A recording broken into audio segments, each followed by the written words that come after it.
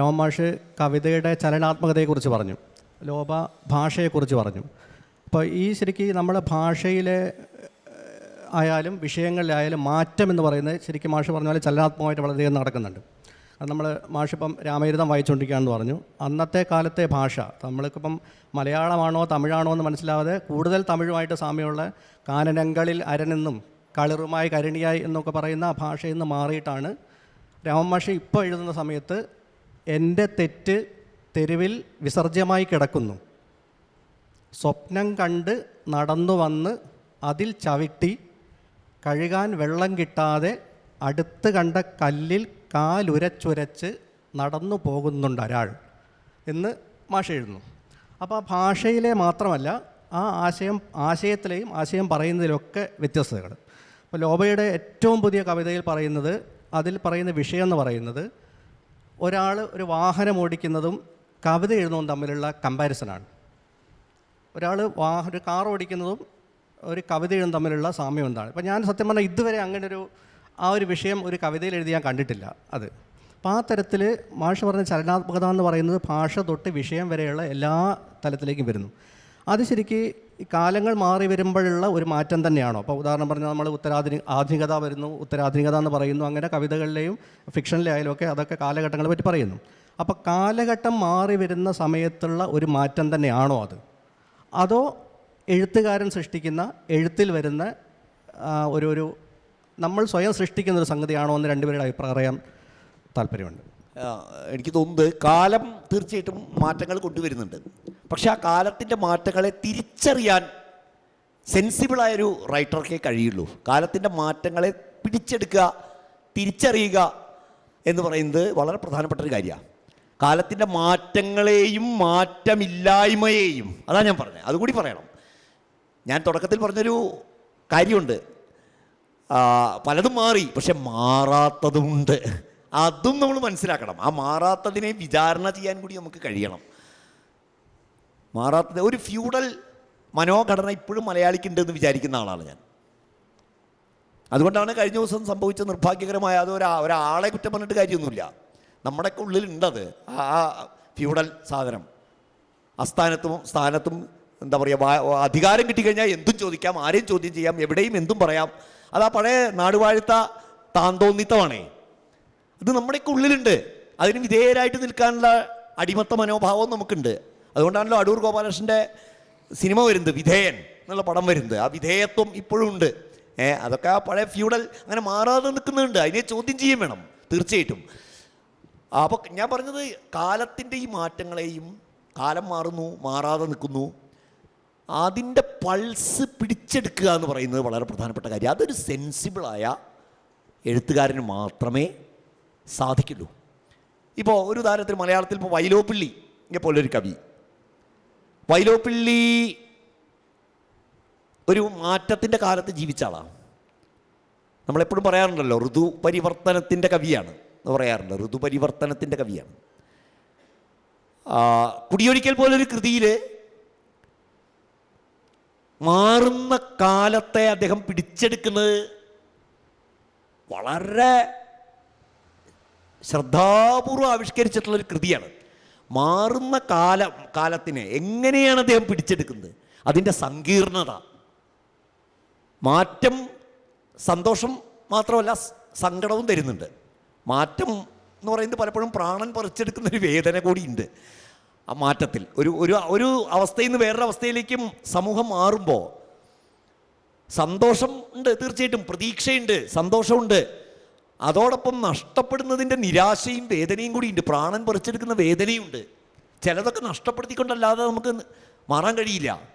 ആ നഷ്ടത്തിൻ്റെ വേദനയും പ്രത്യാശയുടെ സന്തോഷവും ഇങ്ങനെ ഒരുമിച്ച് കലർന്നു വരുന്നൊരു കൃതിയാണ് കുടിയൊഴിക്കൽ എന്നുള്ള കൃതി.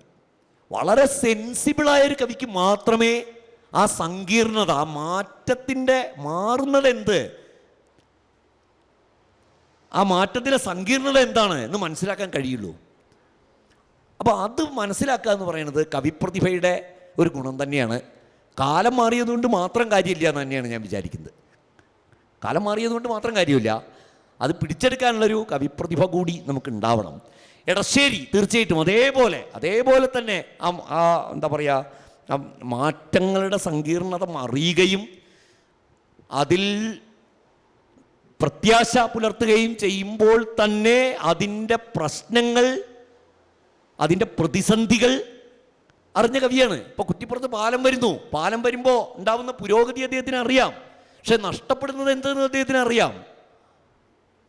അല്ലെങ്കിൽ സ്കൂളിലേക്ക് പോകുന്നു, പള്ളിക്കൂടത്തിലേക്ക് കുട്ടി പഠിക്കാൻ പോകുന്നു, പള്ളിക്കൂടത്തിലേക്ക് വീണ്ടും എന്നുള്ള കവിത പഠിക്കാൻ പോകുമ്പോൾ കിട്ടാൻ പോകുന്നൊരു ലോകത്തെക്കുറിച്ച് കവിക്ക് നല്ല ബോധ്യമുണ്ട്.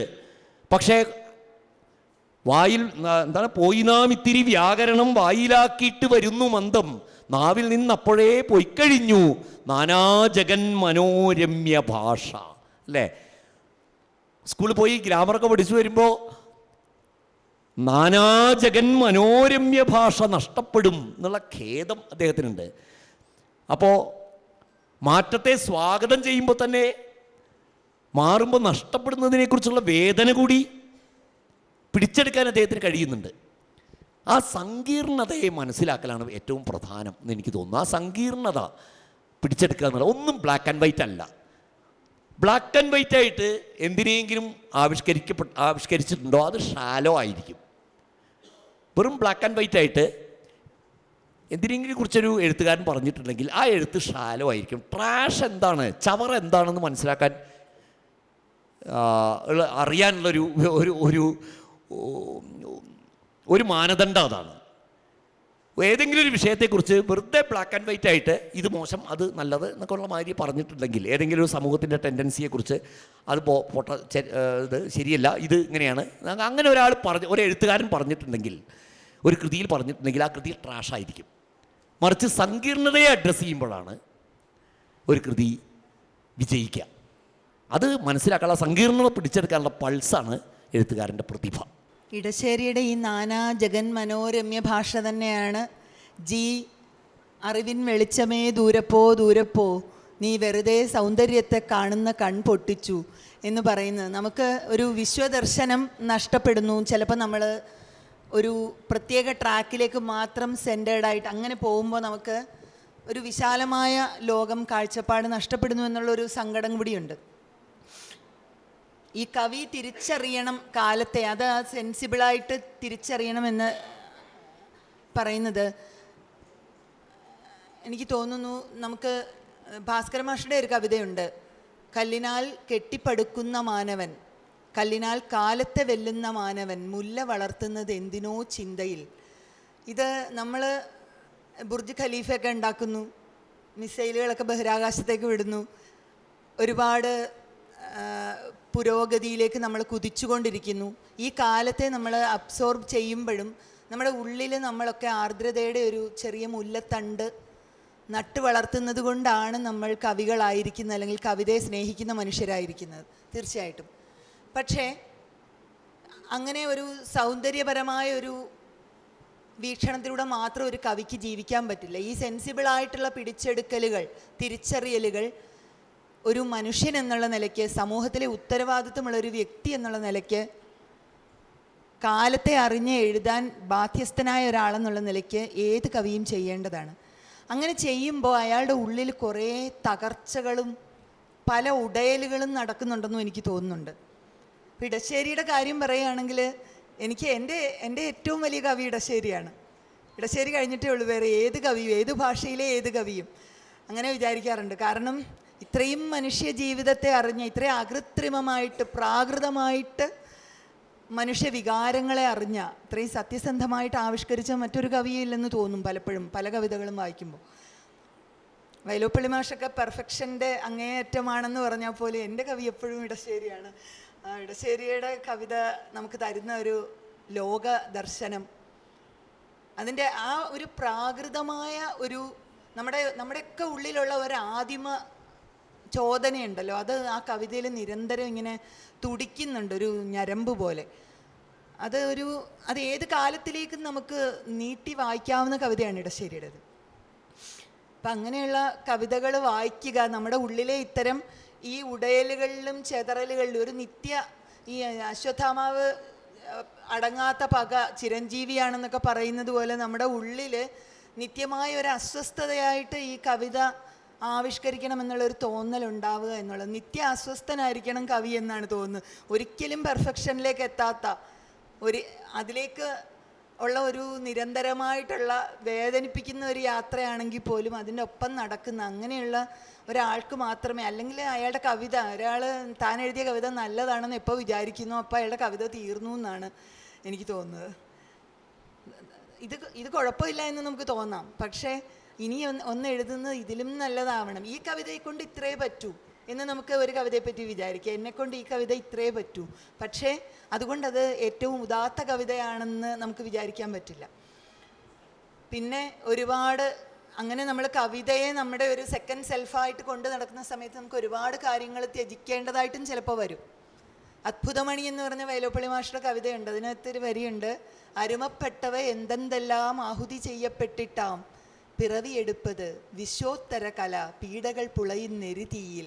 ഇപ്പം ഏത് കലയാണെങ്കിലും, അത് കവിതയല്ല, ചിത്രകലയാവട്ടെ, സംഗീതമാവട്ടെ, ഏത് കലയാണെങ്കിലും അരുമപ്പെട്ട ഒരുപാട് കാര്യങ്ങൾ ആഹുതി ചെയ്ത് പീഡകൾ പുളയുന്ന എരുതിയിൽ മാത്രമേ നമുക്കതിനെ, ആ മൂശയിലെ നമുക്ക് നല്ല കലയെ വാർത്തെടുക്കാൻ പറ്റൂ. ആ ഒരു അസ്വസ്ഥതയാണ് നമ്മുടെ ഉള്ളിൽ എരിയുന്ന ആ ഒരു അഗ്നിയും അസ്വസ്ഥതയുമാണ്. അത് വായനയിലൂടെ നമുക്ക് കിട്ടിയ ലോകത്തെക്കുറിച്ചുള്ളൊരു തിരിച്ചറിവ്, നമ്മുടെ ഭാഷ, വാക്ക് നമ്മളാക്കി തീർക്കുന്ന കുറേ കാര്യങ്ങളുണ്ട്. ഇതിൽ നിന്നെല്ലാം നമുക്ക് ഏറ്റവും കുറച്ച് പറയുക എന്നുള്ളത് ഒരു വലിയ ടാസ്ക്കാണ്. നമ്മൾ ഒരുപാട് പറയാതിരിക്കുക എന്നുള്ളത് ഞാൻ തുടക്കത്തിൽ പറഞ്ഞിരുന്നു. എങ്ങനെ പറയാതിരിക്കാൻ പറ്റും? നമുക്ക് പറയേണ്ടപ്പം മാത്രം പറയുക, അത് ചുരുക്കി പറയുക, കൂർപ്പിച്ച് പറയുക. ഞാനതാണ് നനവുള്ള മിന്നലെന്ന് പറഞ്ഞ ആ പുസ്തകം കൊണ്ടുവന്നു എന്ന് പറഞ്ഞത്. പുതിയ പുസ്തകമാണ്, പി രാമേട്ടൻ്റെ ഏറ്റവും പുതിയ പുസ്തകമാണ്. അതിൽ അഭിരാമിനൊരു കവിതയുണ്ട് അല്ലേ, അഭിരാമിനുള്ള കവിത, ക്ലാവ് എന്ന് പറഞ്ഞൊരു കവിതയുണ്ട്. കുറേ കവിതകൾ, വാക്കുകൾ ഇത്രയും സൂക്ഷ്മമായിട്ട് ഉപയോഗിക്കുന്ന, നമ്മുടെ പുതിയ കാലത്തെ ഏറ്റവും കൂടുതൽ വാക്കുകളെ സൂക്ഷ്മമായിട്ട് ഉപയോഗിക്കുന്ന കവിയാണ്. അത്രയും കൂർപ്പിച്ചും നേർപ്പിച്ചും, ഇതിന് പകരം വേറെ ഒരു വാക്കും വെക്കാൻ പറ്റില്ല എന്ന് ഞാൻ വിചാരിക്കുകയാണ്, ഈ വാക്കൊന്നും മാറ്റി വേറൊന്നും കൊടുക്കാം പറ്റില്ല. അങ്ങനെ ഉള്ളതായിരിക്കണം ഒരാളുടെ കവിത. ഞാൻ ആ കവിത ഒന്ന് വായിക്കാം. അഭിരാമിൻ എന്ന് പറഞ്ഞ കവിത, 1-2 കവിത ഞാനത് എടുത്തു കൊണ്ടുവന്നു. കവി എന്നാണ് കവിതയുടെ പേര്.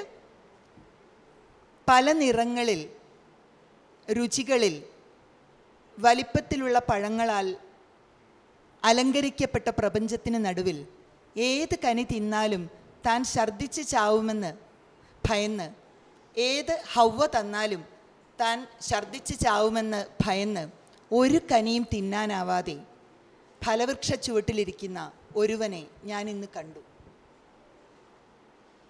ആദ്യ മനുഷ്യനെ തുടർന്ന് ഭൂമിയുടെ കവിതയായ പഴങ്ങളെല്ലാം കഴിച്ചുപോയി എന്നർത്ഥം വരുന്ന പൗരാണികമാമൊരു നോട്ടം നോക്കി അയാൾ എന്നെ. അത്രയേ ഉള്ളൂ. എന്തൊരു നോട്ടാണെന്നൊന്ന് ആലോചിച്ചേ.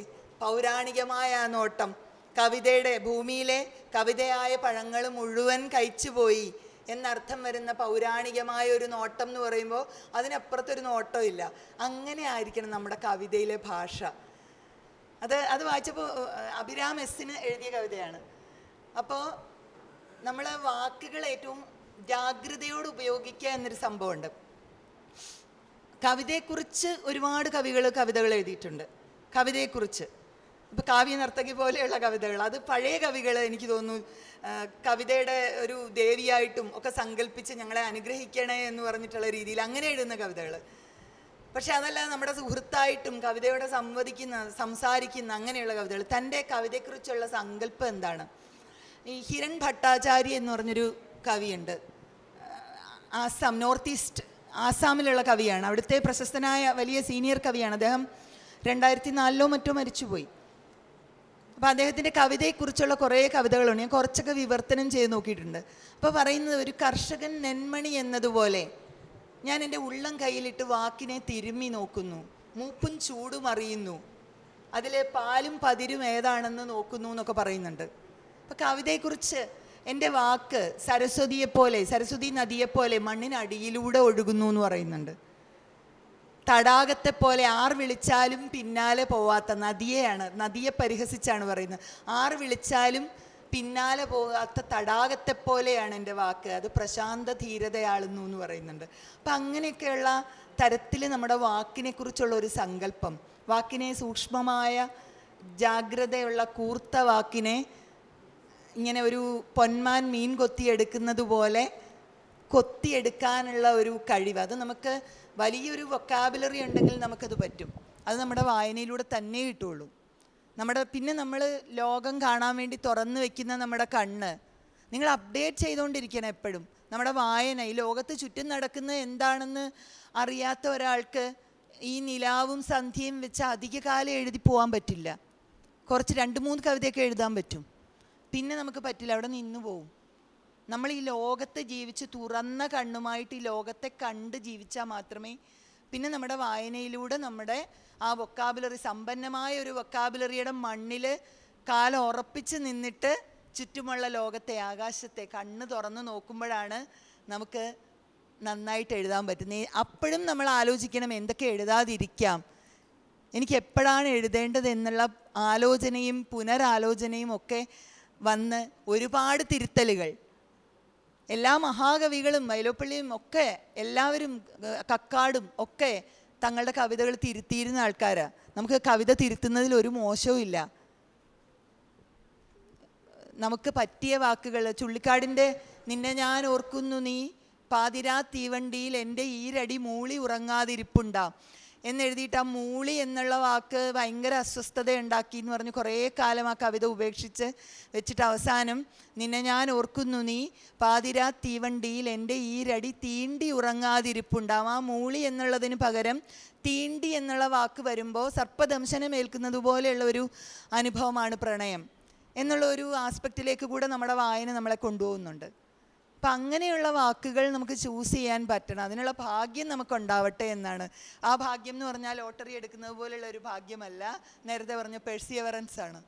നമ്മുടെ വായന, സ്ഥിരപ്രയത്നം, അത് മാത്രമേ നമ്മളെ ആ ഭാഗ്യത്തിലേക്ക് എത്തിക്കുകയുള്ളൂ. ചിലപ്പോൾ നമ്മൾ പോലും അറിയാതെ ഒരു വാക്ക് നമുക്ക് വീണ് കിട്ടും, പക്ഷെ ആ വാക്ക് പുതിയതായിട്ട് നമുക്ക് വീണ് കിട്ടിയതല്ല, അത് നമ്മുടെ ഉള്ളിൽ എവിടെയോ ഉണ്ടായിരുന്നു, അത് പക്ഷേ ആ സമയത്ത് നമുക്ക് കിട്ടി, അത് ഭാഗ്യമാണ്.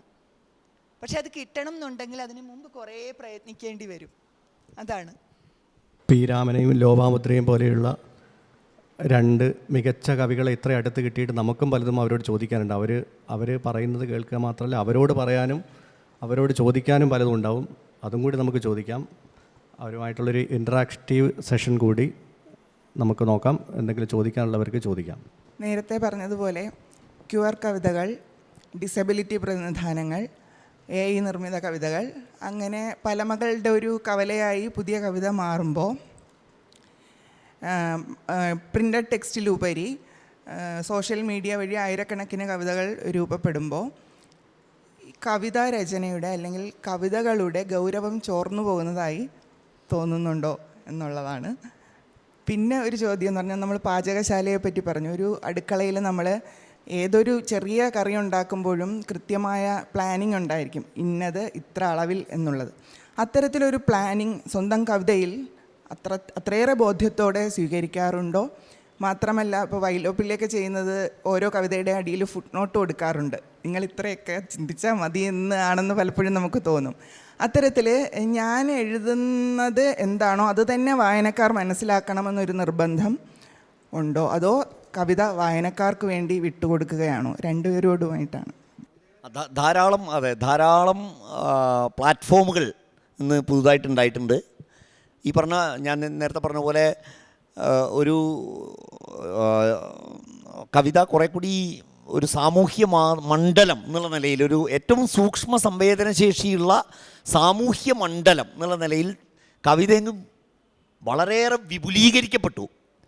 ആ വൈപുല്യം തീർച്ചയായിട്ടും നമ്മുടെ കയ്യിൽ ഒതുങ്ങുന്നതിനപ്പുറത്താണ്, അല്ലേ? ആ വൈപുല്യം നമുക്ക് ഇന്നിപ്പോൾ മലയാള കവിതയെക്കുറിച്ച് ഒരു സമഗ്രമായിട്ടൊരു അരമണിക്കൂർ കൊണ്ടോ 1 മണിക്കൂർ കൊണ്ടോ 2 മണിക്കൂർ കൊണ്ടോ 4 മണിക്കൂർ കൊണ്ടോ അല്ലെങ്കിൽ 4 ദിവസം കൊണ്ടോ പറയാൻ കഴിയാത്ത അത്ര വിപുലമായി. എങ്കിലും എനിക്ക് തോന്നുന്നു ഏത് കാലത്തും അതത് കാലത്തിൻ്റെ പരിമിതികൾക്കുള്ളിൽ നിന്നുകൊണ്ട് കവിത ഇങ്ങനെ തന്നെയാണ് പെരുമാറിയിട്ടുള്ളത്. ആ കാലത്തിൻ്റെ പരിമിതികൾ ഉണ്ടാവാം.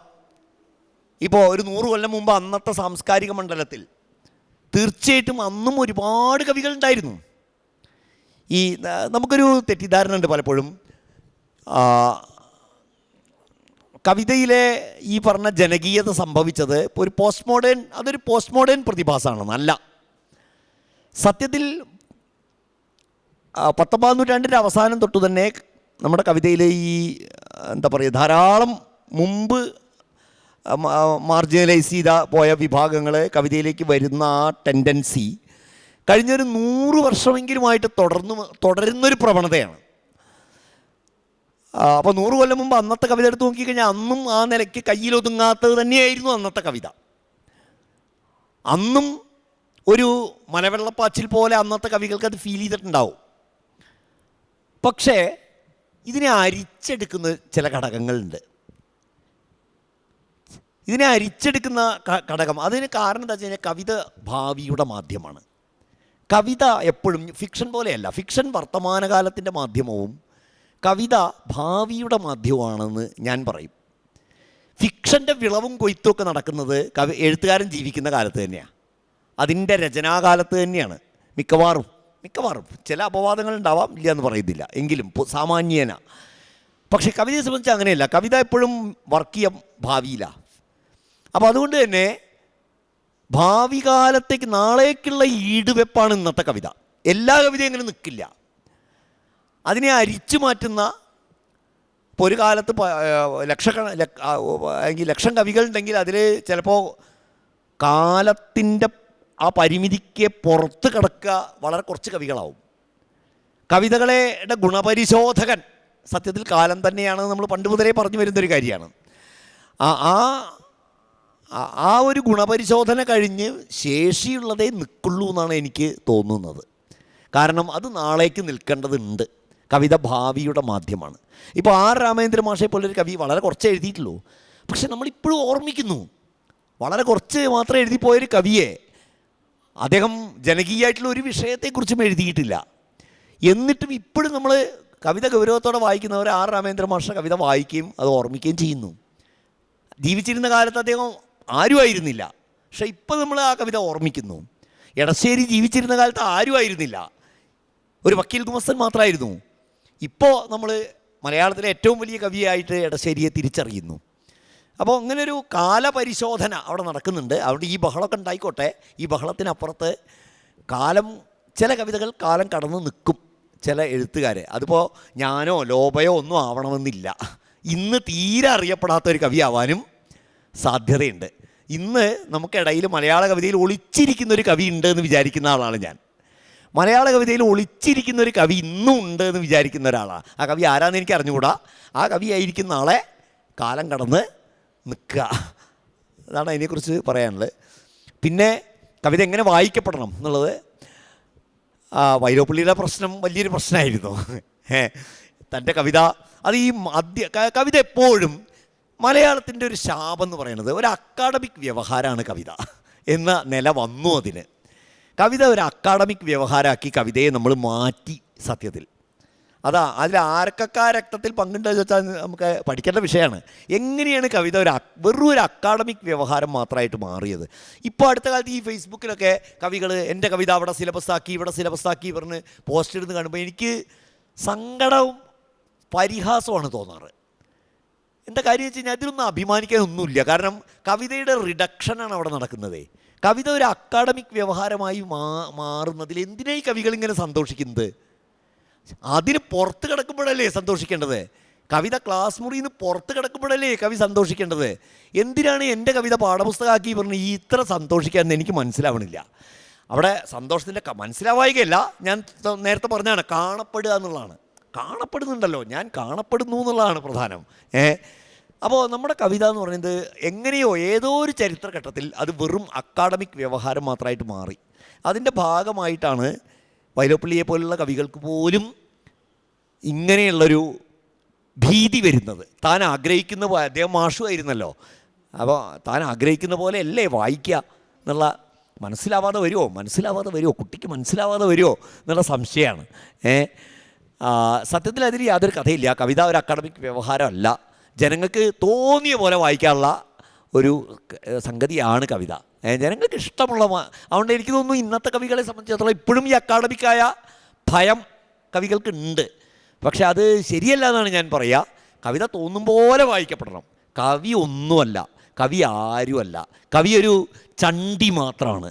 ഉപേക്ഷിക്കപ്പെട്ട മുത്ത് കഴിഞ്ഞതിന് ശേഷം ഉപേക്ഷിക്കപ്പെട്ട അതിൻ്റെ ചിപ്പി മാത്രമാണ് കവി.